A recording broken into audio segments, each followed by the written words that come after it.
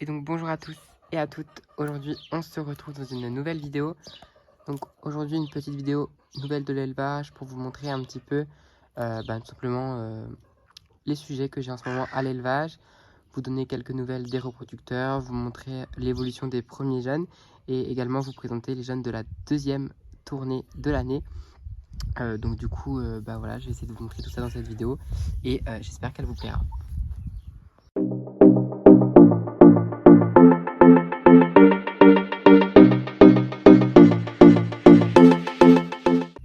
Du coup maintenant on va passer au parc des adultes. Donc c'est ici que je mets les poules après l'hiver. Voilà, c'est tout simplement un parc où je mets les poules voilà, comme ça après la reproduction. À la base c'était un parc de repro, mais maintenant plus vraiment, puisque la reproduction, comme je vous ai déjà dit, est quasiment terminée pour ma part.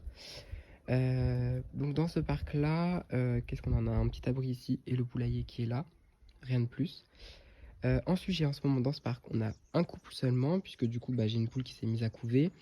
Du coup, je l'ai enlevée du parc, comme ça, elle est tranquille.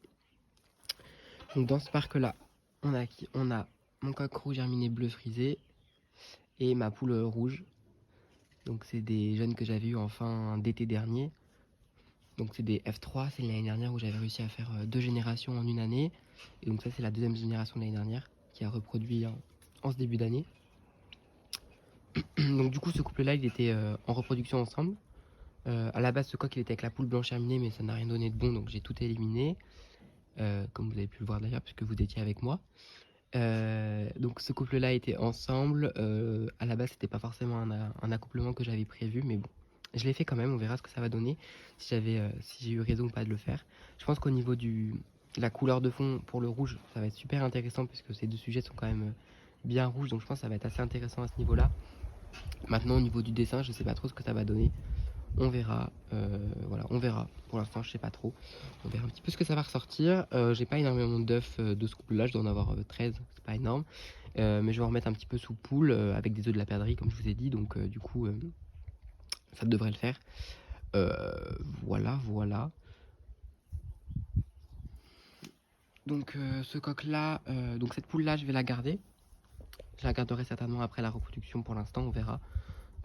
Parce que voilà, à voir ce qu'elle donne aussi. Si jamais elle donne des sujets avec du dessin, ça peut être intéressant de la garder. Sinon, peut-être que je la garderai pas. Et pour le coq, pour l'instant, je vais le garder aussi, mais bon, j'ai pas forcément envie de le garder parce qu'au niveau du type, il est quand même haut. Donc j'espère que dans les jeunes, j'aurai mieux. Mais pour l'instant, je préfère le garder au cas où, parce que si jamais, imaginons, je perds des jeunes ou quoi, j'aurai toujours ce coq-là de rechange, puisque je ne retrouverai pas une souche de rouge germinée, je le sais. Du coup, je préfère garder ce coq-là de secours au cas où. Donc voilà, le deuxième parquet de reproduction qui a été fait un petit peu à la va-vite, entre guillemets, puisque du coup, c'est un parquet qui n'était pas prévu du tout. J'avais séparé ma perdrix, puisque du coup, je pensais la changer de coq, la mettre avec un autre coq rouge germiné, enfin le deuxième en fait. Mais du coup, j'ai trouvé ce coq bobtail et du coup, elle a été mise avec pour essayer de faire quelques perdrix porteurs bobtail ou peut-être même quelques bobtails, puisque la poule est peut-être porteuse. Donc en même temps, ça m'aurait permis de pouvoir confirmer ou non le fait qu'elle soit porteuse. Du coup, j'avais mis quelques œufs dans la couveuse, mais malheureusement, ils s'étaient pas fécondés. Donc du coup, on va mettre quelques œufs sous poule pour voir si ça marche. Et si jamais ça ne marche pas, tant pis, on verra l'année prochaine. Peut-être que je ferai pas, que je revendrai le coq et que je prendrai plutôt un coq perdrix à la place. Puisqu'à la base, moi, c'était plutôt le perdrix bleu qui m'intéressait. J'avais plutôt envie de faire du perdrix bleu que du bobtail. Mais j'ai trouvé ce coq, donc du coup, je me suis dit pourquoi pas. Maintenant, on verra. C'était plutôt dans le but de faire du perdrix porteur pour avoir aussi une souche de perdrix et commencer un petit peu à sélectionner le coloris. Mais j'étais pas forcément intéressé par le bobtail. Voilà.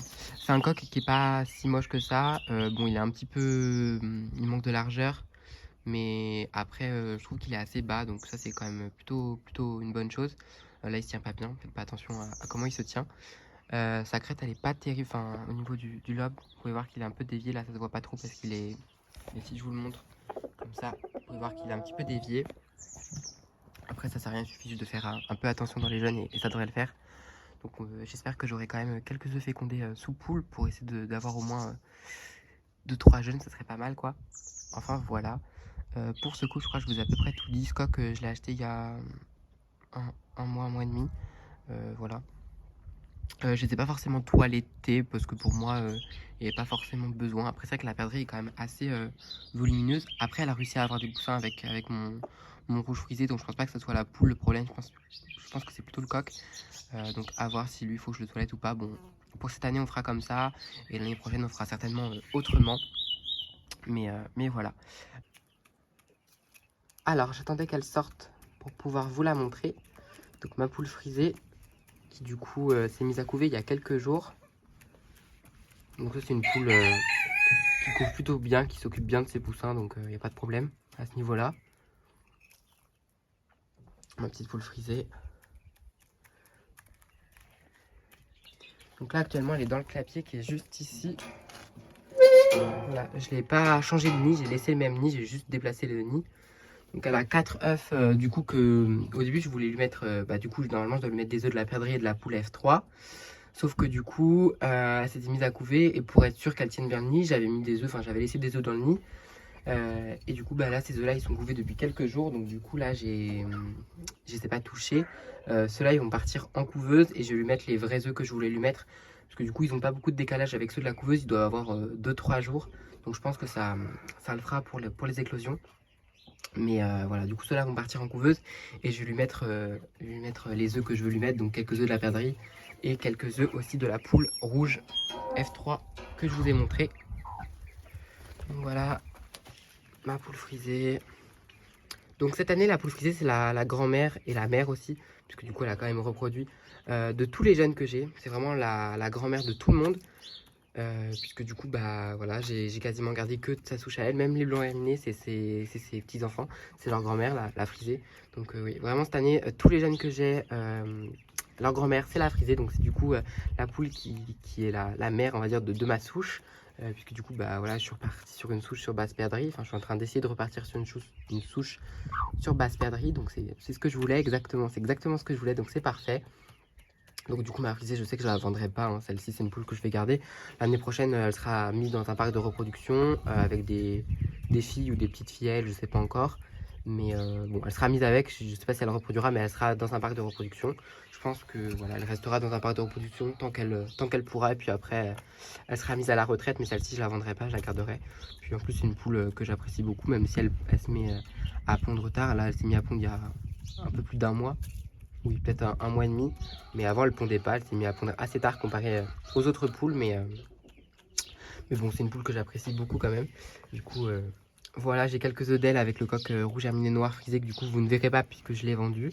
Mais j'ai quelques œufs de cette poule-là avec le coq rouge herminé noir dans la couveuse. Donc du coup, c'est un croisement frisé X frisé pour voir un petit peu ce que ça va donner. Enfin, voilà. Du coup, je pense que je vous ai à peu près tout dit. Et ben maintenant, on va passer à la suite. Du coup, maintenant, on est avec les premiers jeunes de l'année qui ont bien grandi. Là, ils ont eu 2 mois cette semaine. Donc, bon, je trouve que ça va, leur évolution. Ça se passe plutôt bien pour l'instant. Ils ont eu un petit moment où ils ont été malades. Je pense qu'ils avaient des vers ou quelque chose comme ça. Donc, j'ai traité et ça va beaucoup mieux. Donc là, ça y est, c'est reparti. Ils vont pouvoir évoluer correctement. Donc pour l'instant, c'est encore assez jeune, c'est encore assez fin, comme vous pouvez le voir. C'est un petit peu haut, mais encore ça va. Voilà, ça manque de volume, etc. Enfin bon, bref, c'est jeune quoi. On va laisser évoluer, on verra ce que ça donnera dans quelques semaines, voire non, plutôt quelques mois même d'ailleurs. J'ai la place de les laisser évoluer pour l'instant, donc je les garde. J'ai gardé le coq par curiosité parce qu'à la base, je voulais pas garder de coq de ce croisement-là. Puisque j'ai pas forcément l'utilité d'avoir un coq blanc herminé, puisque du coup pour mon projet rouge herminé il est pas très utile, mais je pense que je le garderai plus par curiosité pour voir ce qui pourrait me ressortir dans le croisement. Donc à voir un petit peu ce que ça pourrait donner, et puis si le type est bon, pourquoi pas le garder. Après si le type est vraiment mauvais et qu'il y a des gros défauts qui sortent, bon je pense que je le garderai pas. Donc cette couvée là, ils sont tous bagués, ils sont bagués en bague 2022 par contre, puisqu'il me restait quelques bagues 2022 et que j'ai pas commandé beaucoup de bagues cette année, j'en ai commandé qu'une vingtaine. Donc je pense que je vais pas baguer tout le monde. Et en plus de ça, bah, comme il me restait, voilà, comme je vous dis, quelques bagues 2022, j'en ai profité pour les utiliser. De toute façon, autant les utiliser que les jeter. Moi, c'est surtout pour avoir un numéro de suivi, pour pouvoir un petit peu sur l'évolution de chacune, etc. Donc c'est surtout pour ça, en soi, l'année et la couleur, je m'en fiche un peu. Voilà. Et puis si jamais je veux exposer des poulettes blanches terminées, bon, ça m'étonnerait, mais si jamais je veux en exposer, bah, je peux très bien en exposer, même si elles sont baguées en 2022, donc il n'y a pas de problème à ce niveau-là. Dans la vidéo où j'avais fait la sélection de cette couvée, j'avais 3 coques et 3 poules en plus, je crois. Ça doit être ça à peu près. Du coup, ceux-là, je les avais vendus, puisque les poules, j'ai regardé les crêtes, il y en a qui avaient des crétillons latéraux. Et bah, les coques, de toute façon, les coques, je voulais pas en garder de base. J'ai juste gardé celui-ci parce que c'est celui qui me plaisait le plus. Et que c'était le sol noir et je voulais garder un coq noir et pas de coq bleu. Bon, après, s'il y avait eu que des coqs bleus, j'aurais peut-être gardé un coq bleu, mais je voulais plutôt garder un coq noir, donc j'ai gardé celui-ci. Et donc voilà, ceux-là, ils ont été vendus il y a quelques temps. Et là, il me reste ceux-là. Il me reste donc 3 poules noires qui sont pas très bien marquées. Donc c'est les 3 qui sont ici, ici et ici. Celle-ci, c'est celle qui est la moins marquée. Les deux autres, elles sont plutôt pas mal. Voilà, et 2 bleus qui sont très marqués. Vous pouvez voir que le dessin, ça n'a rien à voir. Le dessin de celle-ci, là, avec le dessin des 2 bleus qui est là. Les 2 bleus, elles se rapprochent plutôt plus du dessin du coq. Après, là, vous pouvez voir que pour l'instant, c'est un peu... Ça fait en fait des genres de taches, en fait, au niveau du camail. Mais après, quand le camail va pousser, etc., bah, y a les flammes qui vont apparaître, en fait. Avec l'évolution, le camail va changer. C'est aussi pour ça que je les garde, pour voir un petit peu ce que ça va donner. Et puis voilà, comme c'est une souche que je ne connais pas encore vraiment, comme du coup le perse et le blanc herminé, bah du coup je préfère les garder pour voir un petit peu comment ils vont évoluer. De toute façon on a le temps, on n'est pas pressé. Hein. Donc le coq a un camail un petit peu doré, enfin je sais pas si vous voyez, c'est pas blanc en fait, même au niveau de la queue. Je pense que ça c'est dû au croisement avec la poule rouge. Et encore il n'a pas d'épaules rouges. Je pensais qu'il allait avoir des épaules rouges et il n'en a pas. Mais bon voilà. Pour cette couvée là, je crois que j'ai fait le tour de tout ce que j'avais à vous dire. Là, ils sont pas encore totalement dehors, ils vont bientôt passer totalement dehors. Ils passent juste la journée dehors, la nuit, je les rentre encore. Mais voilà, je pense que bientôt ils vont pouvoir rester dehors parce que maintenant ils sont quand même grands. Puis en plus, ils seraient mis en clapier juste ici. Faut que je remette quelque chose devant là pour qu'ils puissent pas avoir de courant d'air, etc. Nous voilà avec les poussins de la deuxième couvée de l'année. Donc dans cette couvée là, j'ai 19 poussins. C'est un tout petit peu moins bien que la première couvée où j'avais eu 20 poussins. Mais bon, c'est un petit peu différent puisque du coup, dans la première couvée, j'ai éliminé beaucoup de coques très vite. Là, déjà, je pense que j'ai beaucoup moins de coques. Et en plus de ça, je vais les laisser évoluer beaucoup plus longtemps puisque bah, je vais vous expliquer pourquoi. Donc, dans cette couvée-là, j'ai 2 croisements. Un premier croisement qui n'était pas forcément prévu, enfin que j'avais pas forcément prévu. Un autre du coup, un deuxième croisement que j'avais pas prévu cette année. Donc c'est un croisement toujours de ma poule F2 avec cette fois-ci le coq faux herminé noir que j'avais gardé, le jeune, puisque du coup j'avais vendu mon coq blanc herminé noir, blanc herminé bleu, n'importe quoi, blanc herminé bleu, et du coup la poule se retrouvait toute seule et le coq faux herminé était tout seul. Donc j'ai décidé de les mettre ensemble, puisque du coup bah, ils étaient tous les deux tout seuls, je les avais mis en vente. Et pendant ce temps-là, je mettais les œufs de côté pour ma couveuse. Sauf que du coup, j'avais pas assez d'œufs pour la remplir. Et j'ai décidé de mettre quelques œufs de cette poule-là avec bah, du coup, en croisement avec le coq faux-herminé en couveuse. J'en ai pas mis beaucoup. Et du coup, j'ai eu 4 poussins de ce croisement. Donc, c'est les 2 fauves qui sont là. Et 2 rouges, celui-ci et celui qui est au fond là-bas. Donc, on verra un petit peu ce que ça donnera après. Bon, après, c'était pas. Voilà, si jamais c'est joli en type, pourquoi pas en garder. Après, voilà, je sais pas trop ce que ça va valoir, on verra. Voilà. Et donc, les autres, le croisement le plus intéressant, c'est le croisement rouge herminé noir frisé. X, ma poule perdrix. Donc, c'est un croisement test, puisque normalement, c'est pas des coloris qui sont compatibles. Mais j'ai voulu essayer le croisement pour essayer d'apporter du type au niveau de ma souche de rouge herminé. Donc on va voir si jamais j'ai bien fait ou pas de faire ce croisement. J'ai un petit coq qui me dit que ce croisement est plutôt intéressant. C'est celui-ci. Là vous n'allez peut-être pas très bien voir, mais il est vraiment beau. C'est vraiment mon petit chouchou je crois. Et au niveau des poules de ce croisement là, j'ai pas forcément de préféré pour l'instant parce que les poules elles sont pas hyper belles. Enfin bon, on verra. Il y a ce coq là aussi, lisse. Il me paraît pas si moche que ça. Enfin bon, de toute façon on va laisser évoluer. Pour l'instant ils ont 3 semaines je crois. Un truc comme ça, ouais 3 semaines, donc ils sont encore assez jeunes. On verra dans quelques temps ce que ça va donner.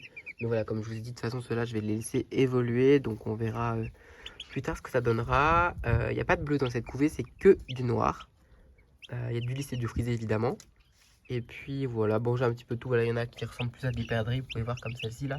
Elle ressemble un peu à des perdrix. Mais comme je sais que la souche de perdrix, il y avait eu un croisement avec du noir dedans, je pense que ça peut avoir un rapport. Voilà. Donc ça, après il y en a, voilà, vous pouvez voir, c'est un peu brouillon. Mais comme ils sont jeunes, ça va encore beaucoup changer. Donc on verra un petit peu ce que ça donnera plus tard. Voilà, je crois qu'aussi pour cette tournée, j'ai fait le tour de tout ce que j'avais à vous dire. Je crois que, ouais. Là, je vais pas tarder à les baguer. À essayer de les baguer, même si, bon, voilà, je voulais les baguer avant que le rouge, le vernis que j'aurais mis sur la tête pour pouvoir différencier les deux souches partent. Mais bon, les poussins sont quand même assez différents finalement, donc même si jamais je les bague pas tout de suite, j'arriverai quand même à les reconnaître. Donc ça devrait le faire. Enfin voilà, pour cette petite couvée. Donc voilà, j'espère que cette petite vidéo vous aura plu. N'hésitez pas à la liker, à commenter et à vous abonner. Et puis moi je vous dis à très vite pour une nouvelle vidéo. Bye tout le monde.